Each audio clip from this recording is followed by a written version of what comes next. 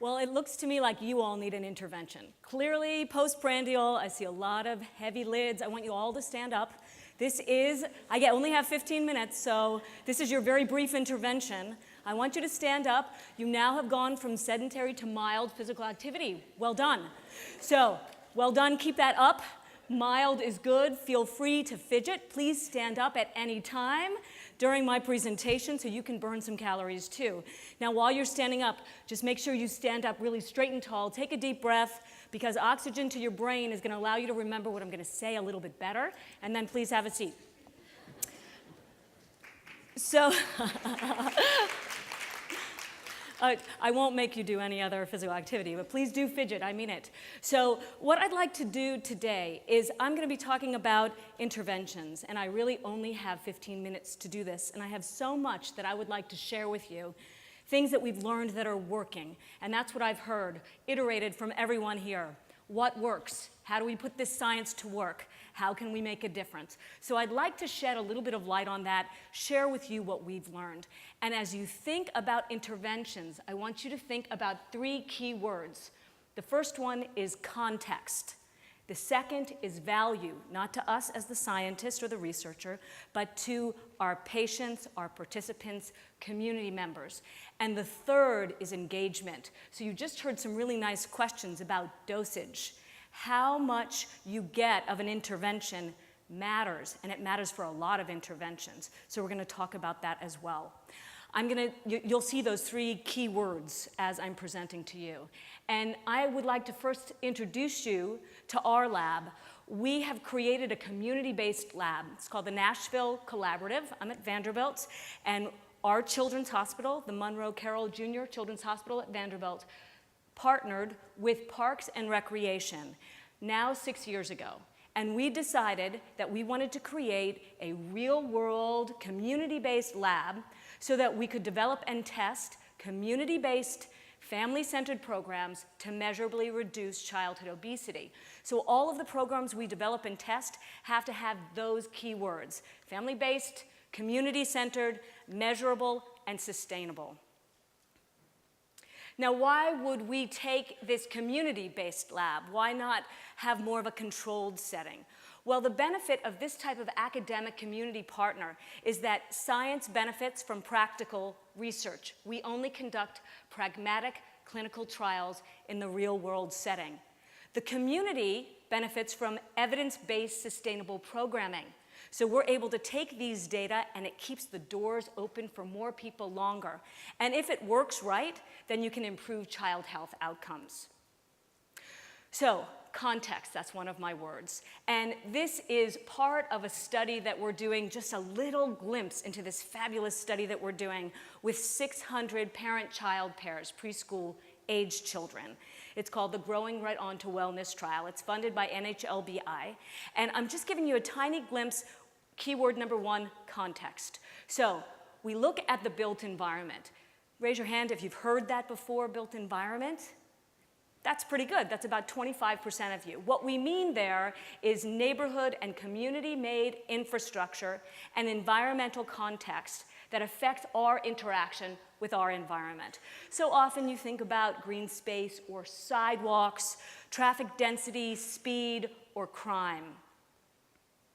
Perceived environmental factors such as crime and unsafe traffic patterns have contributed to limited physical activity for young children. And decreased physical activity contributes to pediatric obesity. And in my region of Nashville, and actually I was also, I started in California, went to North Carolina and Tennessee, and the number of patients that I see that are Spanish speaking is pretty much the same. So I will see probably 60 or 70% of my patients are Spanish speaking. And we see that pediatric obesity is disproportionately higher in Latino populations. We haven't heard much about that today, so I'll shed some light on that as well, I hope. So here's our first question. How does perceived Latino parental safety of what we're calling the composite built environment, all those things together, determine the use of that same environment for physical activity of Latino preschoolers? So I'm just giving you context. I promise we'll get to interventions. So we developed a built environment composite scale We then did a multivariate analysis trying to understand, can we predict use of the environment for preschooler physical activity based on this? And we included data from 500 of our families in this ongoing randomized controlled trial. We included variables such as perceived crime, traffic patterns, street lighting, walkability, and bike safety, and we learned from our families stray dogs. That was one of the main reasons why they were not sending their children outside to play. Fear of stray dogs. Has anybody heard that before? Raise your hand. Yeah, it's David Schlunt who gave me that original idea, and he's sitting right here. So some of you have heard that. This really speaks to why you have to understand value and context to the families and the participants that you're striving to improve their health outcomes. So, and then we had parental reports of the use of the environment for preschooler physical activity. We also have accelerometry data. We also have objective GIS data, geographic information systems, but all of that will come later in the study, so invite me back and I'll tell you more about it.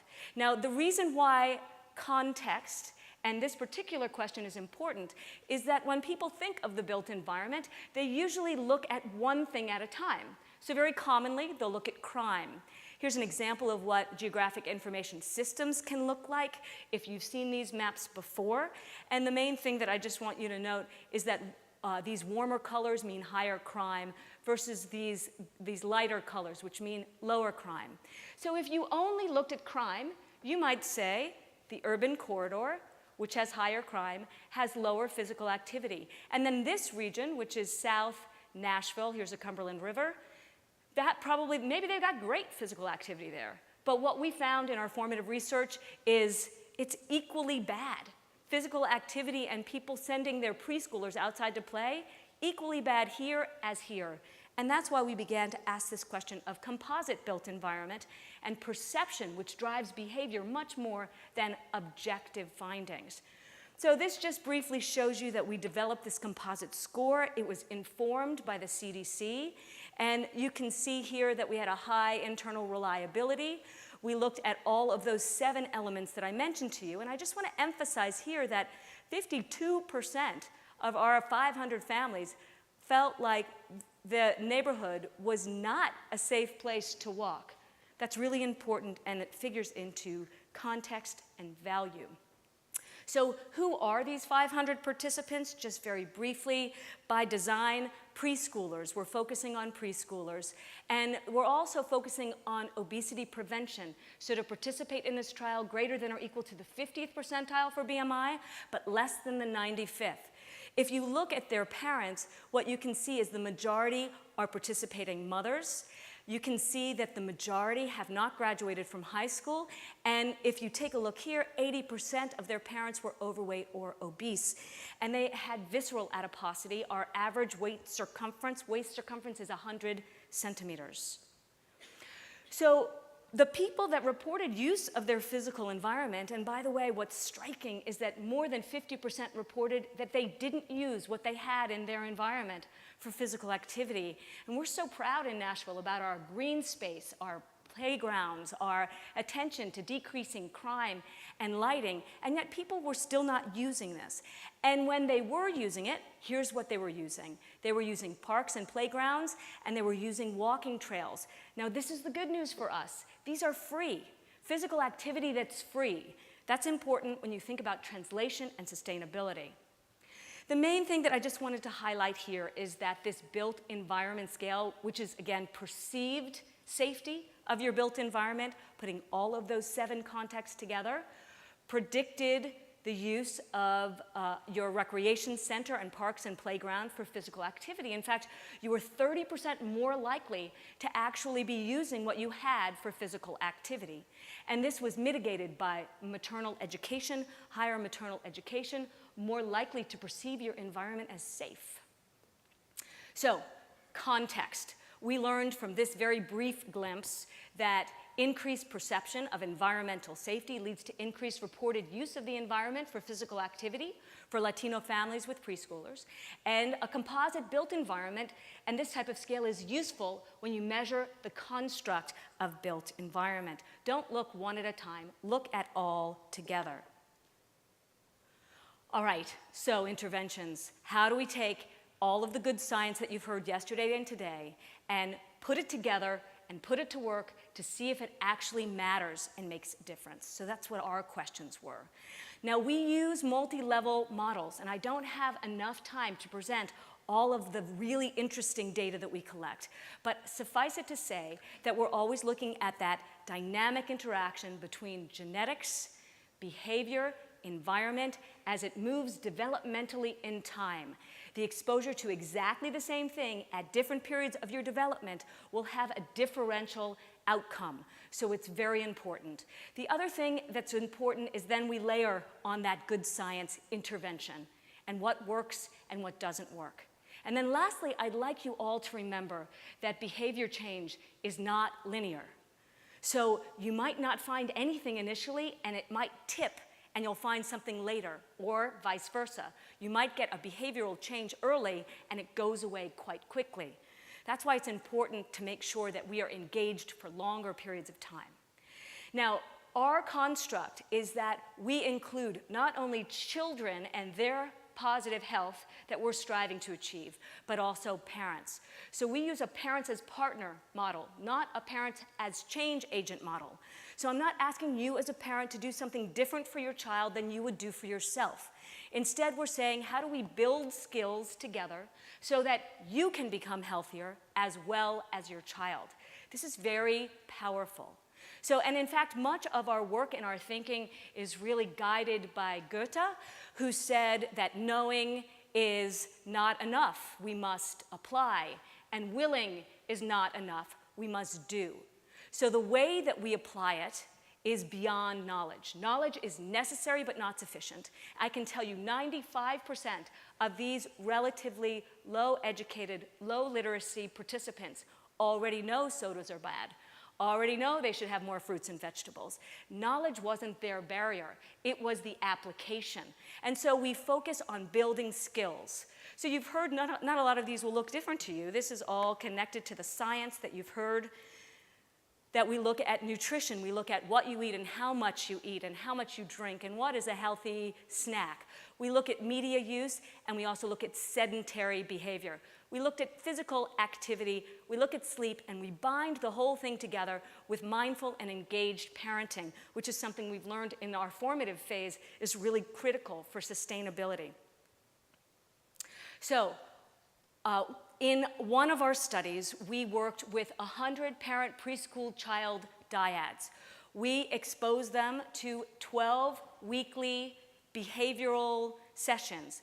Not just knowledge, it was really focused on skills building. And not only telling you a new skill, but demonstrating it and applying it in sessions. The other thing that was really important that we did is we used a lot of this social network science that you've heard about, and we brought people together in groups together to support each other so that we could look to see if unhealthy behaviors can spread through social networks, can healthy behaviors spread?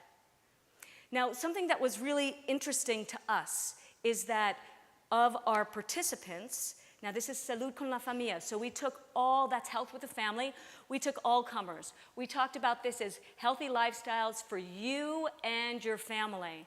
And these were preschool-aged children. Something that was important here is that if you look at overweight and obese, already 41% of our preschoolers were overweight and obese. So you saw from the prior data and literature that nationally it's 25 to 27% for Latinos that are preschool age. So it's much higher. Also, the demographics are quite similar to what I just showed you in the prior work, where we had on average participants that were mothers, they had not graduated from high school, 80% were either overweight or obese, and they were phenotypically visceral adiposity with a waist circumference of 99 centimeters. Now here's what we found: engagement and value. So before we developed any of our skills building session, we went to our participants and we did a lot of formative work. What would be meaningful? What would be helpful to you and your families? And we learned some really basic things. They had right around the corner a parks and recreation facility for physical activity, and yet they hadn't walked through the door. So we taught them how to walk through the door. How do you read the schedule? When can you bring your child? What are the hours that it's open? What do you need to wear? What can you expect? That's what I mean by practical skills building. So, and we were responding to what they wanted to do. And here's what we found, and it was really pretty dramatic.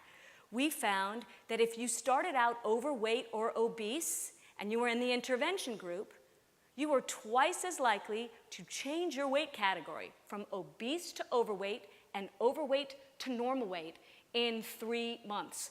And here's what happened to the control group. They're just drifting up over 3 months.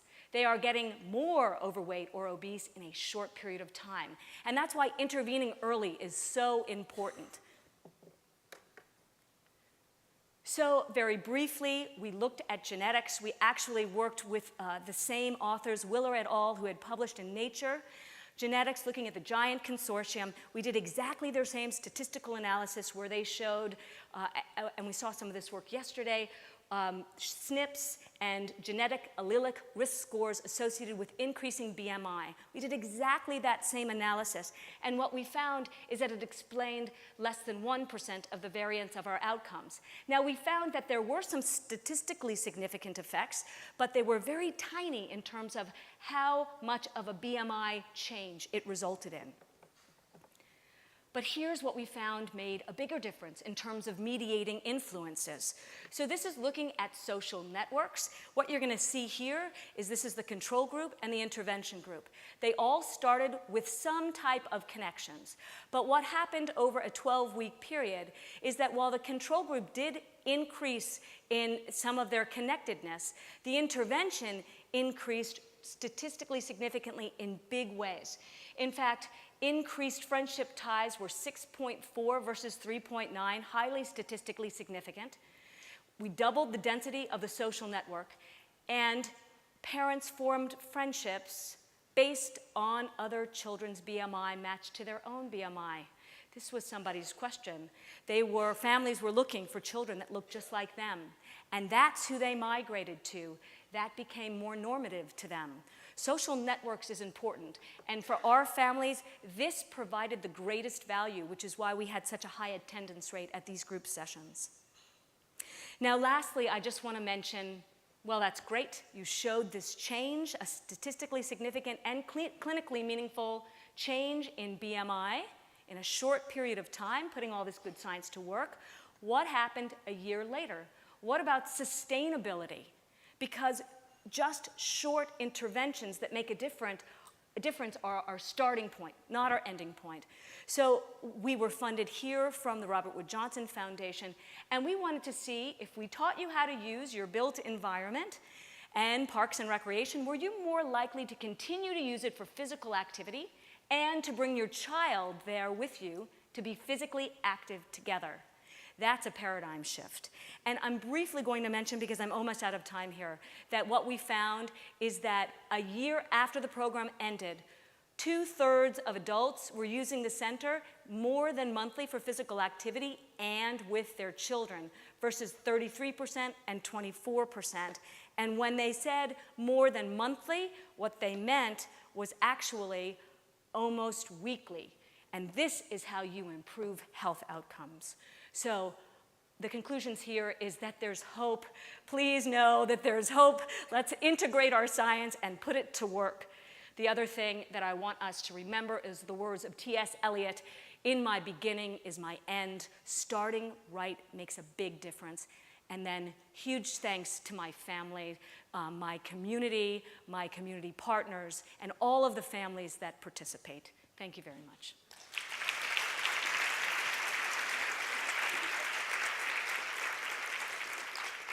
We can take probably one question. One quick question. Let me see. Yes, Sarah. This is really quick. Did you include any intervention activities to hook those families up in terms of your social network outcomes, or did that happen naturally? Okay. All right, so the question was, what did we do to build new social networks? We're very intentional about how we build social networks. So that meant that we actually created animadora, which is someone in the group was responsible for engaging and facilitating that group. We helped them learn those skills, and it changed depending on the week. So people felt responsible to their group. Now that's my keywords. Remember those 3 keywords: context, value to the participant, and engagement. Thank you very much.